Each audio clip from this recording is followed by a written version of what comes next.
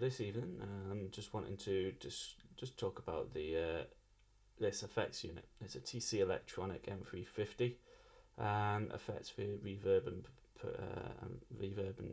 delays and other effects. It's a good price. I got this from Guitar Amp and Keyboard for £140, so it's a good price for what you pay and for the essentially for everything that you get in it. Also, it doesn't have the levels of things that you would get in a high-end system, but that's obviously it kind of figures with the with what it is really. So I'm just going to go through it and essentially talk about it, how it's used, and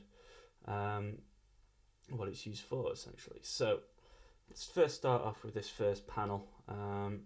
So in here you've got your input gain, which is this one, and your mix ratio and your effects balance. So I'll just go through all of them at the moment. So every single time, you can probably guess what it is every single time I talk, if I stop and then I start talking again, it goes green. So that's the input level that's coming in to the processor. Now at the moment, these vocals, just so I can give you a demonstration on it, these vocals are getting recorded through the processor, and at the moment everything is set to the 12 o'clock position and the effects are off. So that's why you can't hear any processing being done at the moment. Now, to start off with, so I've got my input gain at 12 o'clock. This button here, basically kind of,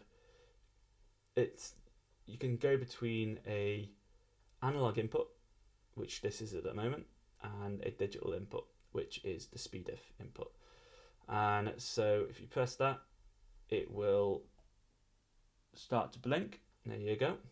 So that basically means that it can't find a digital input, and so it's still going to use the analog input until a digital input can be found. So we can just turn it off because I don't have a digital input. And then this mix ratio basically goes between the wet sound, so you get more of the wet sound of the effect, or the dry sound. And obviously it works well on reverbs if you want a more darker reverb or you want a brighter reverb. And then bypass, obviously that's obviously, as you can tell, just kind of like bypasses the processor altogether. And then this one, the effect balance, is basically, I'll explain it. Well, actually, first of all, what I'll do is explain that there's two engines in this. There's the delay and effects engine, and then there's the reverb engine. And depending on what you want, you can set the box up fairly quickly to basically kind of go on what you want. So at the back, there's a button, which I will show you, which is this button here. And at the moment, it is off, and then that's in. So that's on. So basically what that does is it kind of, that's selecting it between a dual input and a separate input. So I've got two inputs coming out of my focus right here. I've got outputs 3 and 4. 3 is for the delay effects and 4 is for the reverb effects. So what you can do is you can set up in your DAW whether you want your, if I say, right, want number 4 to go out, so I want it to go out just to the reverb. I don't want any delay in it. So you can set dual input, which then turns this button on here to go separately to the reverb unit or the delay unit, whichever one you want to go through. But then if you turn it off, the dual input button light will go off, and that basically goes 3 and 4 will both go to both the units. And so let's start going through the different types of delays. So we'll start off with delays.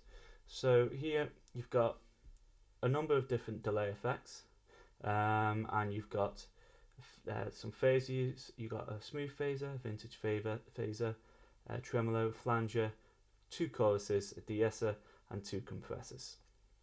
So it's not just delays that are in this effect. So let's start with a dynamic delay. So all you need to do obviously is just put that to the left, and hopefully now you'll be able to hear the delay.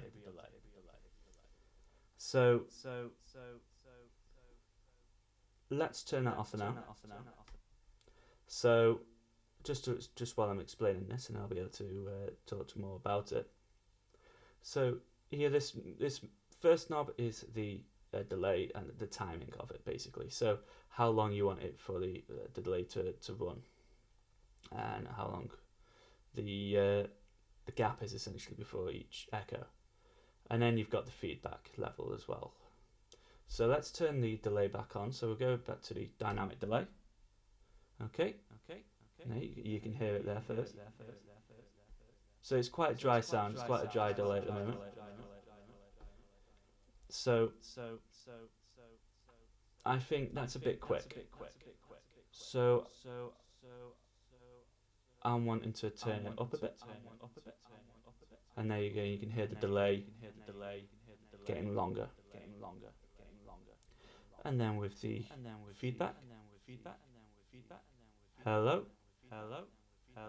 And that just decides the length of how long it's going to go on for, essentially. So let's put that back into 0 mode. And then you've got studio delay. Try and get the right one.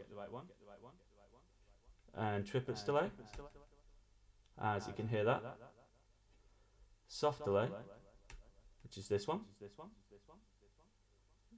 And then you've got a ping pong delay, which is this one. And as you can hear that one, it goes from left to right. And then we've got a slapback delay, which is good for vocals. Hello. Very quick delay. And then we've got phaser. 1, 2. And you can hear that coming in and out. And then I've got another vintage phaser. And you can hear that coming in and out. It's quite a nice one, that one. Tremolo, which can't hear much, but if you turn off the amount here, you can then start hearing it coming in properly there as well. So put that back to the 12 o'clock position. Then the flanger, where you can hear that straight away. And then chorus, which you can't hear just now, but see, doing this gives it more voices and more a bigger sound to it and everything. So put them back in 12 o'clock. And then another smooth chorus, and then a de-esser, a hard compressor, and then you'll be able to see these lights turning on. Let's just go a bit extreme right now. So let's turn this all the way up. 1, 2, 3, and there you go. You can see the gain reduction there coming on. You can hear the compressor coming in. And let's just turn that back down again. And then you got a normal compressor as well. So that's the effects side of things, the delay and effects side of things. And then let's go over to the reverb. So, as I said, dual inputs. So if I turn on the dynamic delay, okay, which you'll be able to hear now, but then I turn on the reverb. Let's just go to classic call. Now you can hear the reverb and delay at the same time. However, if you go to this one here, this is the effects balance. So this kind of goes between whether you want more reverb, so the delay goes down, so you can still hear the delay slightly, but there's more reverb in the mix. Or you can go towards the delay side of things and have a touch of reverb in there. So you can still hear the reverb, but there's more delay. And then put it into the middle means obviously it's equal. And then turn into this one, brighter sound. There you go, hear that? And then a darker sound. So it's a bit drier and not as harsh. So let's at the moment just turn the delay off, and we'll just concentrate on the reverb right now. So let's go with the reverb side of things. So that's it off at the moment, so you can't hear any kind of reverb coming in. So we'll first start off with the TC Classic call, and there we go. So you can hear that coming in, quite nice, quite a big open sound. And here you've got the normal things you would get in any reverb plugin or effects unit. So you've got the pre-delay, so that's basically the time it takes before the reverb comes in. So here it comes in straight away. The longer you add in, the longer the reverb takes to come in. So just put that back to normal. Then the decay time, kind of a given. So basically, so if we have it in the middle, that is RT60, so that's reverb times 60.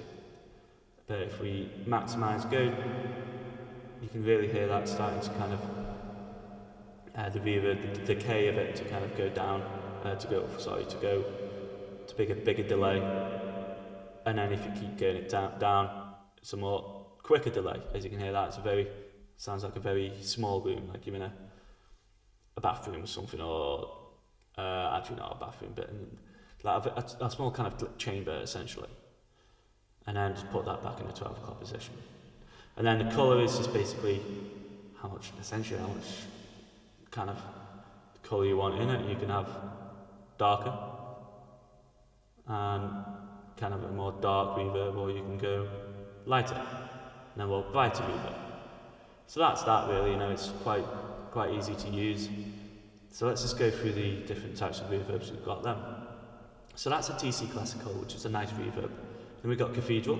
We'll just keep everything at normal at the moment, so you can hear the kind of default sounds for it. So there's Cathedral. Bigger sound, and it's very nice. It's kind of, if you went for another option of like this style, maybe Lexicon or something like that, you'll be able to hear I want to say fakeness of it essentially. And you've got a vocal reverb, which is a very small reverb, but it's just enough to kind of brighten it a bit. And you've got a live vocal, acoustic hall, which is quite a nice hall, small hall, but quite nice. Drum ambience, which is kind of just a bit, give the drums a bit more openness to them. And then a drum room as well, just a kind of quite a lively room for drums. And then we've got just normal ambience, just adding a bit of ambience to the sound. And then living room, which kind of obviously is a living room. It's quite a damp sound. It's not, most things are getting soaked up. It's just bouncing off the walls a bit. Then you've got near field, which again, big kind of smaller room, very tight, compact room. Then you've got a dampened room, which is this one. Then your plate reverbs. So this is your silver plate. This is your gold plate. And then you've got a spring vintage reverb. So you can hear this kind of springs in that. And then you've got live stage reverb as well. So that's your reverbs there. Again, it's really simple to use and really easy to get a hold of. If you're kind of new to using outboard equipment, to be honest, which I am, it's pretty good to get a hold of. So let's have a look at this control panel then. So basically you've got two options. You can go from preset on or off. So at the moment the preset is off. So essentially what that's doing is it's taking the information from the front here. Then if we turn to preset on, it'll then go to the presets that you've loaded in. So if I say load a preset, there we go. That's one preset I've loaded. And another one. And go up. Basically, let's just turn it off. There's no presets loaded in already, but there is plenty of space for you to add in as much as you want, essentially. So that's the front of it. The back of it is pretty simple. You've got your inputs here, and you've got your outputs there. and this is your speed if input as well, and obviously this has got the cable for the power there. And as I said, this button here, which I'll show you, there we are. This button basically is it's dual input or mono input, single input essentially, and that's what that button does. The only drawback that I would say is that I don't like, and this is only a very small thing. There's no on-off switch. The only on-off basically is just pulling out the cable to turn it off, or something like that really. So that's the only drawback. That's it. There's not. I wouldn't say anything bad about this because it's a brilliant piece of equipment, and I really do like using it, and I can't wait to properly use it in some mixes that I want to do. So yeah, that's the TC Electronic M350.